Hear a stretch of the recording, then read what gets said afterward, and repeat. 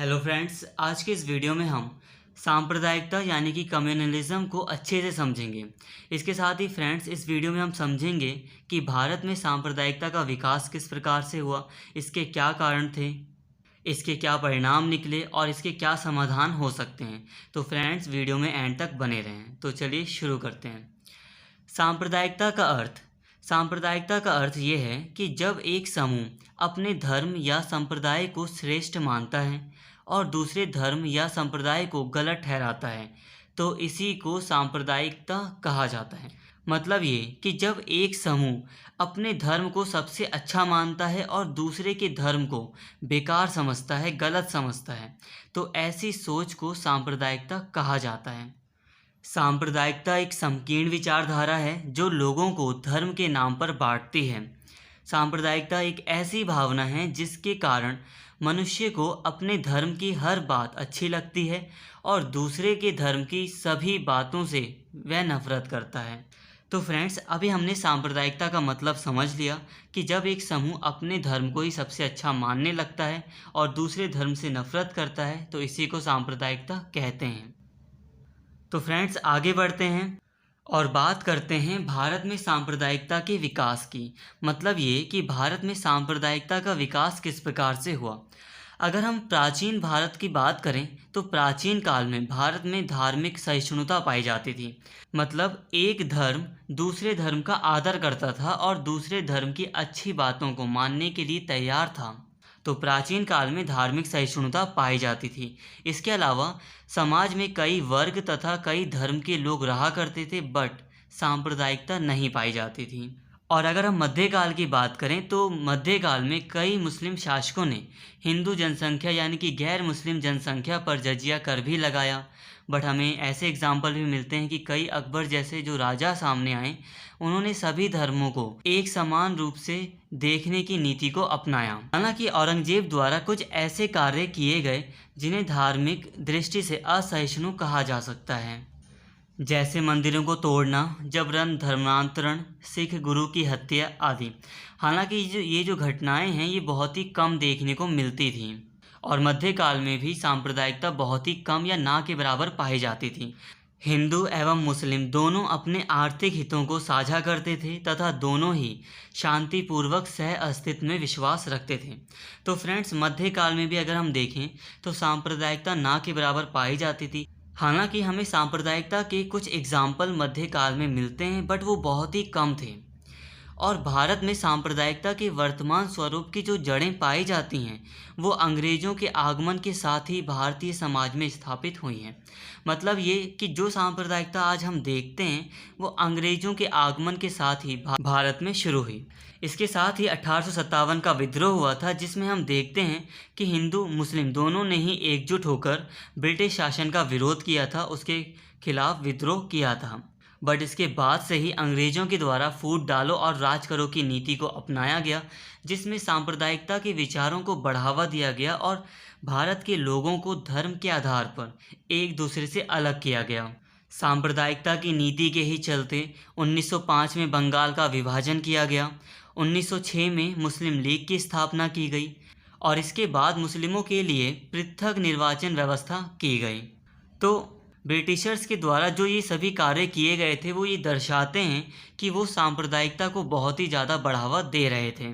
और सांप्रदायिकता के चलते ही 1947 में भारत का विभाजन हुआ, जो कि बहुत ही भयानक था। तो फ्रेंड्स, अभी हमने ये समझा कि भारत में सांप्रदायिकता का विकास किस प्रकार से हुआ। अब हम आगे बढ़ने से पहले भारत में कुछ प्रमुख सांप्रदायिक घटनाओं को देख लेते हैं। तो इसमें सबसे प्रमुख जो घटना है सांप्रदायिक, वो है 1947 का भारत विभाजन। 1947 के भारत विभाजन में कई सारे सांप्रदायिक दंगे हुए, लाखों लोग इधर से उधर स्थानांतरित हुए और गरीबी में जीवन बिताने के लिए विवश हुए। इसके बाद 1984 में जब इंदिरा गांधी की मृत्यु हुई थी, तो उसके पश्चात सिख विरोधी सांप्रदायिक घटनाएं देखने को मिलती हैं, जिसमें हजारों सिखों की जानें गई थीं। इसके साथ ही 1989 में कश्मीर घाटी में कश्मीरी पंडितों को हटाया जाने लगा, वहाँ से उन्हें भगाया जाने लगा। ये भी एक प्रमुख सांप्रदायिक घटना थी। इसके साथ ही जो इसके बाद बहुत ही बड़ी सांप्रदायिक घटना साबित हुई वो थी 1992 में बाबरी मस्जिद विवाद। 1992 में बाबरी मस्जिद का विध्वंस किया गया, जिसके पश्चात भारत में सांप्रदायिक घटनाएं बहुत ही ज़्यादा बढ़ गई, सांप्रदायिक दंगे बहुत ही ज़्यादा बढ़ गए। इसके बाद हमें 21वीं शताब्दी में 2002 में गुजरात दंगे देखने को मिलते हैं, जो कि बहुत ही भयावह थे और इन सभी दंगों में मासूम लोगों की ही जानें गईं। हालांकि इसके अलावा, इन प्रमुख घटनाओं के अलावा भी कई सारी सांप्रदायिक घटनाएं भारत में होती रहती हैं और हुई भी हैं, बट ये उनमें से प्रमुख घटनाएं थी। तो इन्हें देखने के पश्चात हमें ये समझ में आ गया है कि भारत में सांप्रदायिक घटनाएं बहुत ही ज़्यादा बढ़ गई हैं और भारत के लिए सांप्रदायिकता एक बहुत ही बड़ा खतरा है। फ्रेंड्स, अब हम बात करते हैं सांप्रदायिकता के कारण की, मतलब भारत में सांप्रदायिकता के क्या कारण हैं।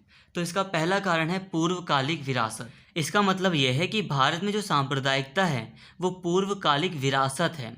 अंग्रेज़ों ने फूट डालो और राज करो जैसी नीति का प्रयोग किया, जिसके चलते भारत में मुस्लिम और हिंदू समुदायों को स्पेशली एक दूसरे से अलग किया गया। सांप्रदायिक दंगों को बढ़ावा दिया गया, सांप्रदायिक गतिविधियों को बढ़ावा दिया गया और इसी के चलते 1947 में भारत का विभाजन हुआ और पाकिस्तान एक अलग राष्ट्र बना।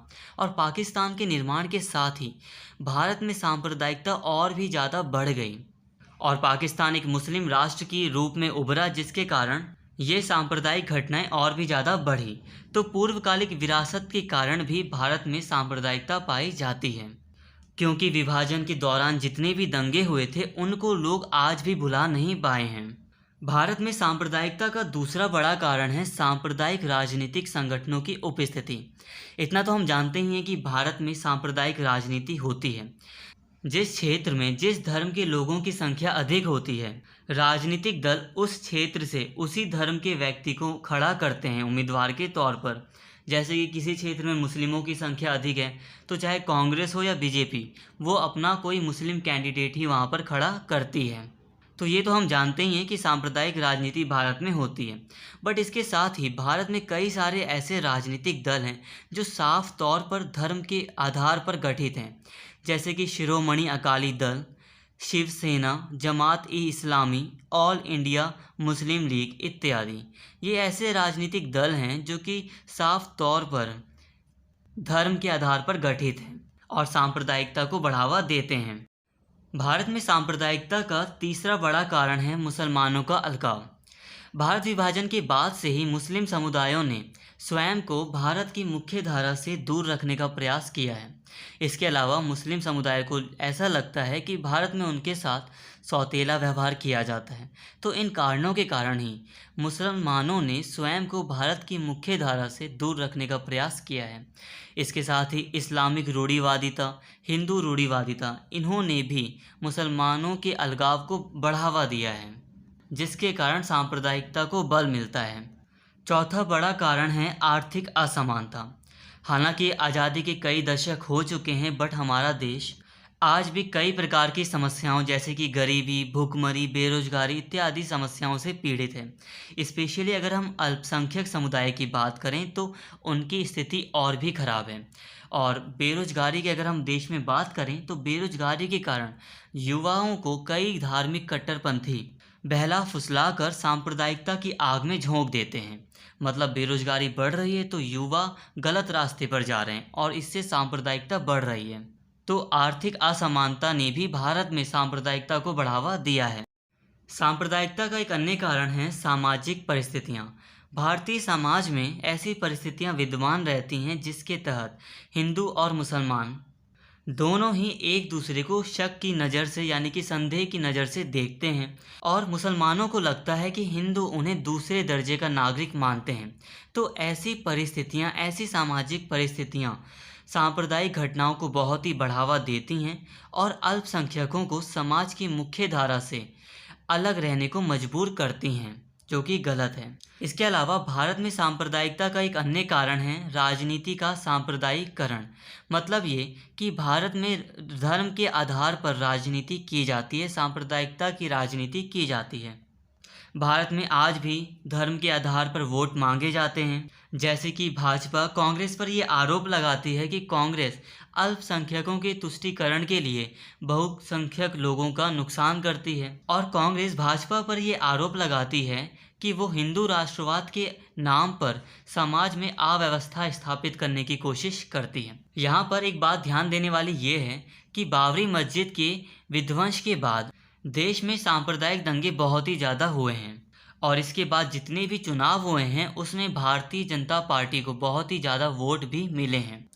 तो इस बात से तो बिल्कुल इनकार नहीं किया जा सकता कि हमारे देश में राजनीति का सांप्रदायिकरण हुआ है। तो फ्रेंड्स, अब हम बात करते हैं सांप्रदायिकता के परिणामों की। सांप्रदायिकता राष्ट्र की एकता व अखंडता के लिए खतरा होती है, राष्ट्रीय सुरक्षा के लिए बहुत ही खतरनाक है और देश के विकास एवं प्रगति में बाधक सिद्ध होती है।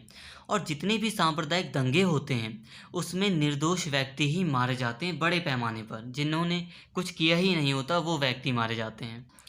तो सांप्रदायिकता देश के लिए और पूरे समाज के लिए एक बहुत ही खतरनाक विचारधारा है। और अगर हम चाहते हैं कि हमारे देश में सांप्रदायिक दंगे ना हो, सांप्रदायिक विचारधारा ना हो, तो उसके लिए हमें या हमारे समाज को शांति, अहिंसा, धर्मनिरपेक्षता, मानवतावाद जैसे विचारों को बढ़ावा देना चाहिए। इसके अलावा वैज्ञानिक और तर्क संगत विचारों को बहुत ही ज़्यादा बढ़ावा देना चाहिए। लोगों की तर्क शक्ति को मजबूत किया जाना चाहिए। लोगों को इतना जागरूक बनाना चाहिए कि वो सांप्रदायिकता के जाल में ना फंस सकें। और स्कूल, कॉलेजों और इत्यादि शिक्षण संस्थाओं में विद्यार्थियों को इस प्रकार से शिक्षा दी जानी चाहिए जिससे कि वो सांप्रदायिकता के जाल में ना फंस सकें। तो फ्रेंड्स, फिलहाल इस वीडियो में इतना ही। और अगर आपको वीडियो पसंद आई हो तो प्लीज़ चैनल को ज़रूर सब्सक्राइब कर लें और इस वीडियो को ज़्यादा से ज़्यादा शेयर करें और लाइक करें। Thank you.